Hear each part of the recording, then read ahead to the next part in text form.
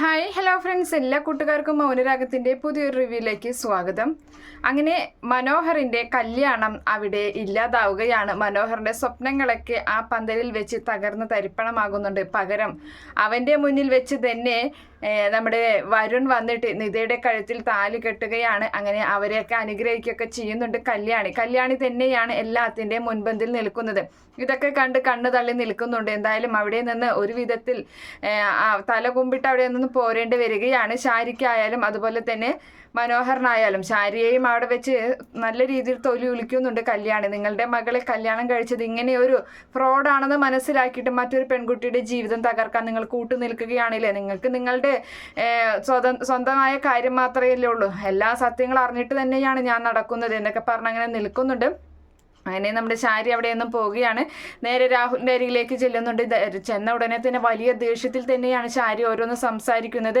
അപ്പോൾ എന്തായി, അവൻ്റെ കല്യാണം കഴിഞ്ഞു എന്ന് രാഹുൽ ചോദിക്കുമ്പോൾ അവൻ്റെ കല്യാണമല്ല കഴിഞ്ഞത് എന്നും പറഞ്ഞ് ആകെ ദേഷ്യത്തിലാണ്. അപ്പോൾ എന്താ പറ്റിയത്? എന്താ നിനക്ക് ഇത്ര ദേഷ്യം? കല്യാണം കൂടാൻ പോയിട്ട് നീ എന്താ ഇങ്ങനെയൊക്കെ വന്നത്?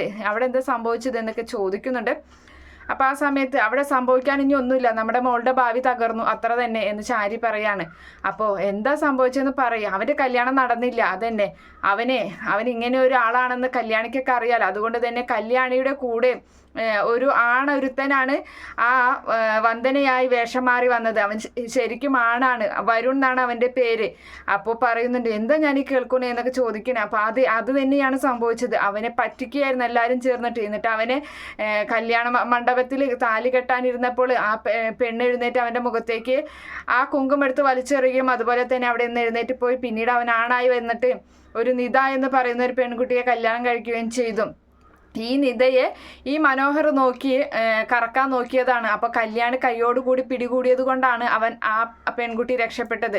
ഇപ്പോൾ അവളെയാണ് കല്യാണം കഴിച്ച് നിൽക്കുന്നത്. പിന്നെ തന്നെയല്ല, ഈ വരുൺ എന്ന് പറയുന്നത് അത് നിഷ എന്ന് പറയുന്ന ആ പെണ്ണിൻ്റെ മാമൻ്റെ മകനാണ്. നിഷയോട് ചെയ്ത ക്രൂരതയ്ക്ക് മറുപടിയായും കൂടി ആയിട്ടാണ് ഈ വരുൺ ഈ ഒരു വേഷം കെട്ടിയത്. മനോഹറിനെ ഇല്ലാതാക്കാൻ വേണ്ടി തന്നെയാണ് ചെയ്തത് എന്നൊക്കെ ഇങ്ങനെ പറയുമ്പോൾ എല്ലാം കേട്ട് അന്തം വിട്ട് നിൽക്കുകയാണ്. ഇനിയിപ്പോൾ ഒന്നും നോക്കാനില്ല, നമ്മുടെ മകളുടെ ഭാവി പോയി, അത്ര തന്നെ എന്ന് പറയുന്നുണ്ട്. ഇത്രയും നാളും ക്ഷമിച്ചിരുന്നത് അവൻ ഏതെങ്കിലും പെണ്ണിൻ്റെ തലയിലായി അവൻ ഈ നാട്ടിൽ നിന്ന് പോകുമല്ലോ എന്ന് വിചാരിച്ചിട്ടായിരുന്നു.